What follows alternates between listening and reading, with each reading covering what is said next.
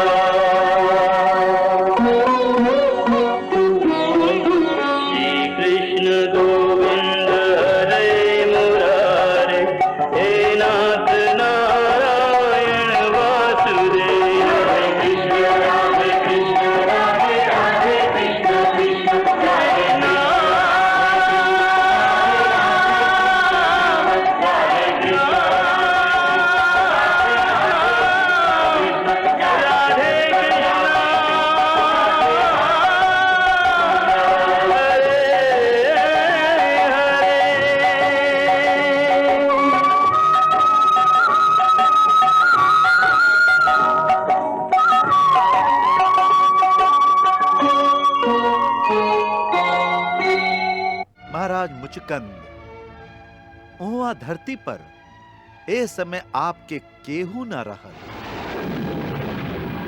ऐसे हमार आप से प्रार्थना बा कि जे ना रहे ओकर चिंता छोड़ी, और हमार इच्छा बा कि जौन भोग जौन ऐश्वर्य के इच्छा आपके मन में बाकी रह गई होखे वो आप हमरा से मांग ली।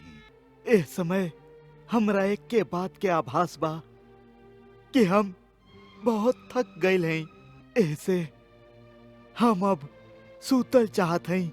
हमके ऐसन वर्दी ही कि जब हम सूती तो हमार नींद में केहू बाधा ना डाले। तथास्तु ऐसने होई। हमार वरदान बा कि जे भी प्राणी आपके नींद में सुतला से जगाई ओकरा पर आपके दृष्टि पड़ते ही वही क्षण भस्म हो जाए। अब हमारे इतने काम बा कि हम काल्यवन के कौनो तरह उनकर गुफा तक ले जाई। ऐसे उनका खातिर जौन योजना हम बनवले हई वो तबे सफल हो सकेला जब तू लोग हमरा के उनका लगे अकेले और निहत्था जाए देबा। बिना कोनो अस्त्र शस्त्र के? हाँ, बिना कौनो अस्त्र शस्त्र के। अब ओकरा के मथुरा पहुंच जाए दी, फिर देखी का होला।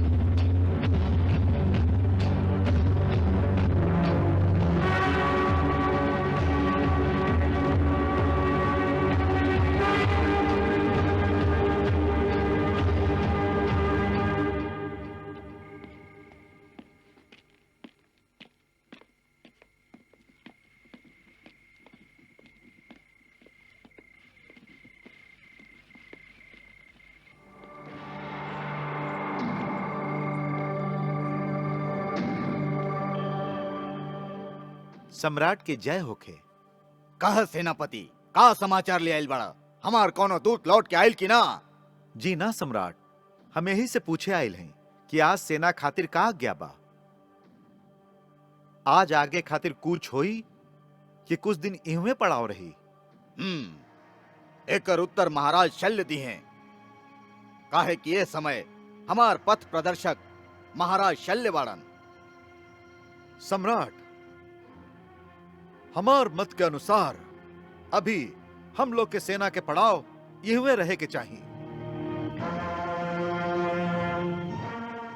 कहे कि जब तक हम लोग की ये सूचना नहीं मिल जात कि काल यवन मथुरा के नजदीक पहुंच गइल बा, तब तक हम लोग के आगे बढ़े से कौनो लाभ ना होई। हमार दूत ओकर सेना के साथे साथे आ रहल बा। जब वो उचित समझिए तब हम लोग के तत्काल सूचना भेज दी है। हमार विचार में तब तक हम लोग के पड़ाव इहवे रही तो अच्छा होई। जे आज्ञा। लेकिन एकर अर्थ ही नहीं कि सेना में आलस आ जाए।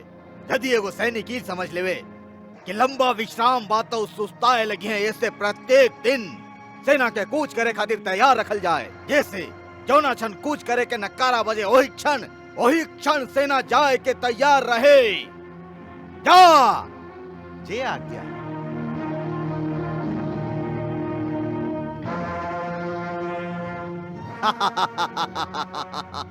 महाराज शल्य, हमरा ऐसा लगा था कि आपकी योजना अवश्य सफल हुई।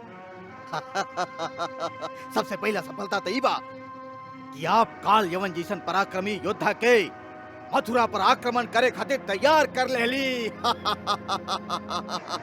वो काल यवन जकरा सामने श्री कृष्ण के सुदर्शन चक्र भी कुछ ना कर सके। सुदर्शन चक्र भी कुछ ना कर सकी।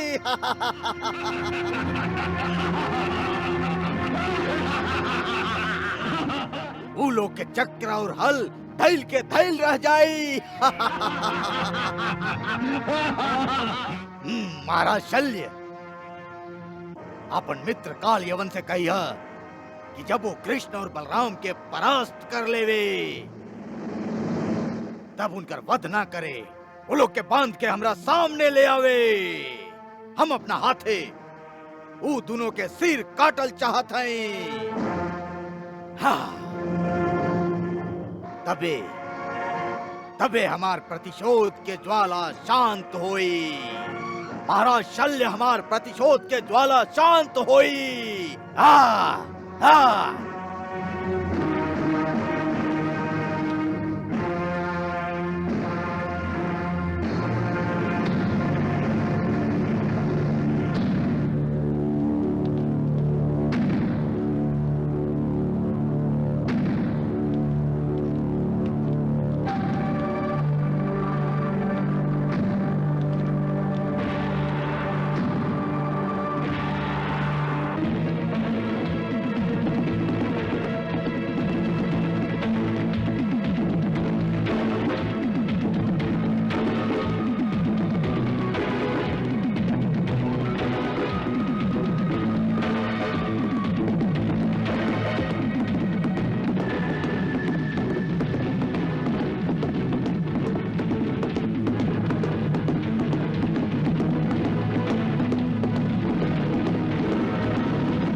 प्रहरी, नगर कोट के द्वार खोल दा।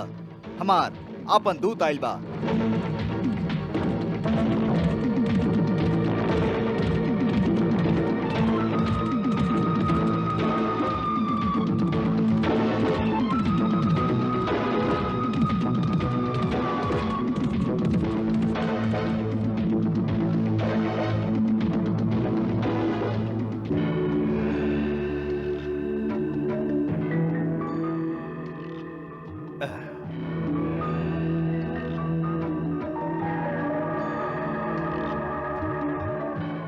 प्रणाम सेनापति। का समाचार ले आइल बाड़ा? काल यवन के सेना बहुत निकट आ चुकल बा। हमार अनुमान बा कि वो प्रातः सूर्य उदय होखे से पहले ही मथुरा नगरी के घेर ली है। बहुत अच्छा। का कहला? सूर्योदय से पहले ही वो नगर के घेर ले। जी प्रभु, ओकर सेना बड़ा तेज गति से चलता। अच्छा बात है, आवेदी ही। भगवान, आप सेना खातिर कोनो आज्ञा ना देली। सब सैनिक शस्त्रबद्ध होके तैयार बाड़न। खाली आपके आदेश के प्रतीक्षा बा कि उनका का करे के हुई। देखिए अक्रूर जी, यह बात के निर्णय पहले से हो चुकल बा कि काल्यवन से युद्ध करे हम अकेले जाई। ऐसे सेना के युद्ध के आज्ञा ना दिहल जाई। हाँ, उनका के नगर के सुरक्षा के काम सौंपे। नगर में स्थान स्थान पर सैनिक टुकड़ी खड़ा रहे, जैसे शत्रु के सेना के देख के नगरवासी चिंतित न होखस। उनका ऐसन लागे के चाहिए कि उनका सुरक्षा खातिर सेना मौजूद बा। बस आप रात में इतना ही करी और भोरे सूर्योदय होके के प्रतीक्षा करी। तब जे होई देखल जाई।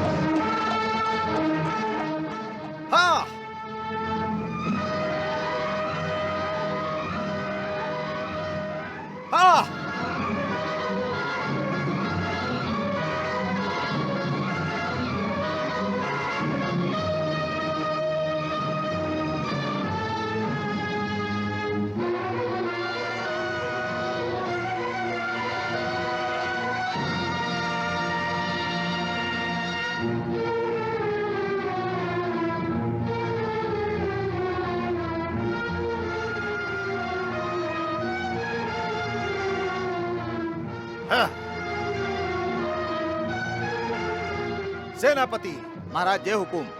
मथुरा नरेश के नाम सनेसा भेजा कि मलेच्छ नरेश काल यवन आपसे युद्ध करे के इच्छा से मथुरा के द्वार पर ठाड़ बाड़न। हमरा पूरा उम्मीद बा कि आप क्षत्रिय धर्म के अनुसार हमार चुनौती के स्वीकार करके हमरा के अपना संगे युद्ध करे के आनंद प्रदान करब। ओकर तैयारी खातिर हम आपके एक दिन के मोहलत देत हई। काल भोरे तक यदि आप बाहर आके हमरा संगे युद्ध ना कैली तो हम समझब कि आप कायर के लेखा लड़ले बिना ही हार मान लेली। तब हमार सेना नगर के द्वार तोड़ के मथुरा में प्रवेश करी, जैसे आपके बंदी बना के हमरा सामने पेश कई जा सके। ओकर ये धृष्टता।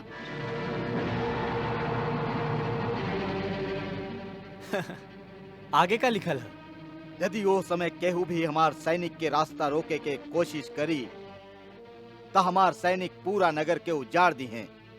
चारों तरफ खून के नदी बहे लगी, जेकरा में समस्त नगरवासी के लाश तैर रहल हुई।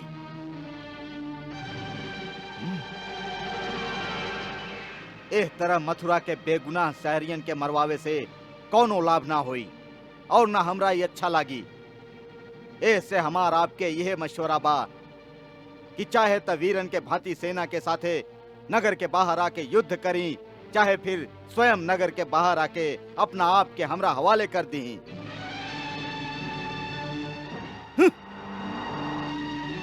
हम बाकी लोग के माफ कर दे। अब फैसला आपके हाथ में बा।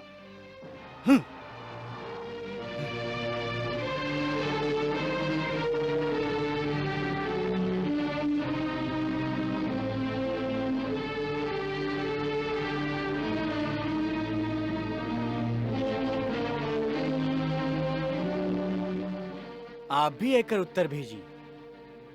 काल ही प्रभु। लिखी कि हम आपके वीरतापूर्ण बात से बहुत प्रभावित भइली। आप युद्ध खातिर जौन सुझाव दिले हैं, ऐसन बात आपके जैसन वीर पुरुष ही सोच सकेला। ऐसे हम आपके वीर स्वभाव के प्रशंसा करत हैं। हमरा आपके युद्ध के चुनौती स्वीकार बा। बाकी ओकरा में हमरो एगो सुझाव बा कि जब खाली मुकाबला काल्यवन और कृष्ण के बीच बा, तब फिर एकरा में हमार और तोहार सेना के का काम बा?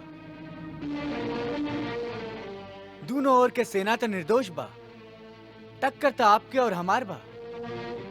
फिर वो बेगुनाह सैनिकन के काहे लड़ावल जाए? लाखों बेगुनाह सैनिक आपस में युद्ध करके बेकार ही मारल जाई हैं, जबकि उनकर कवनो दोष नहीं खे।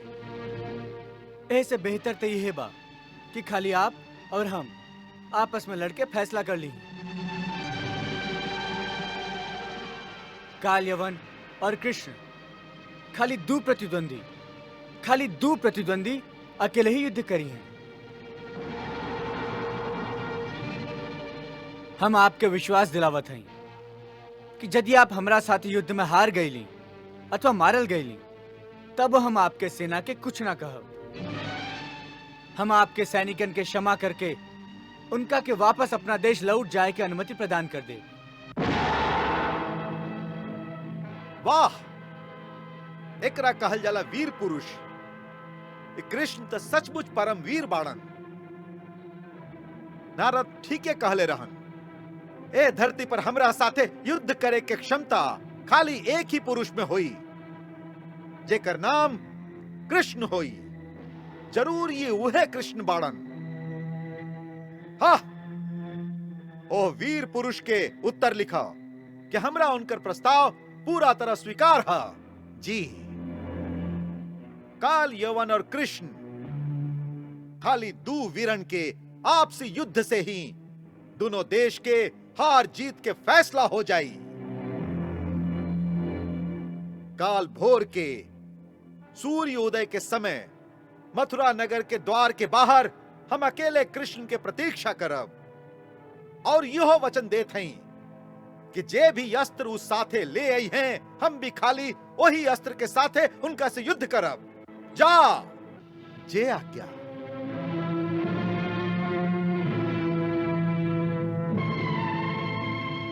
हाँ,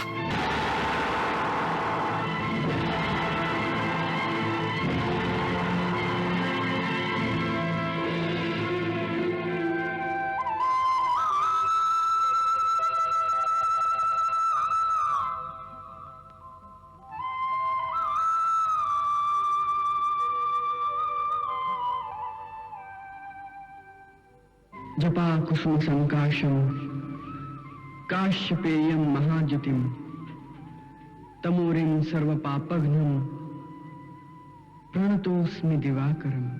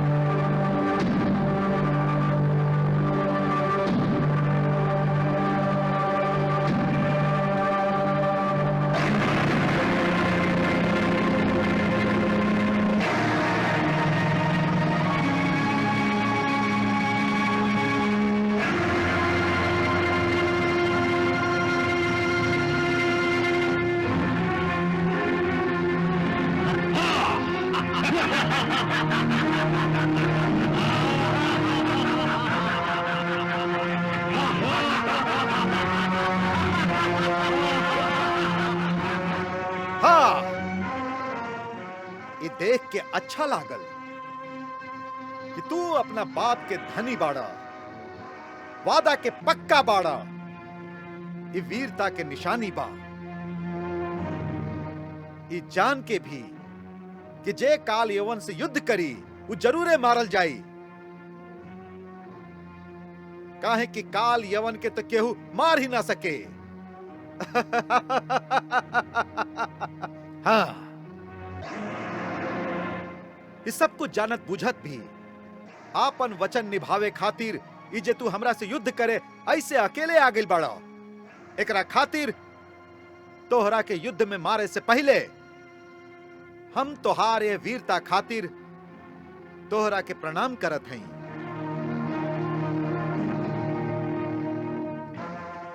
हम आपके प्रणाम के स्वीकार करत हई।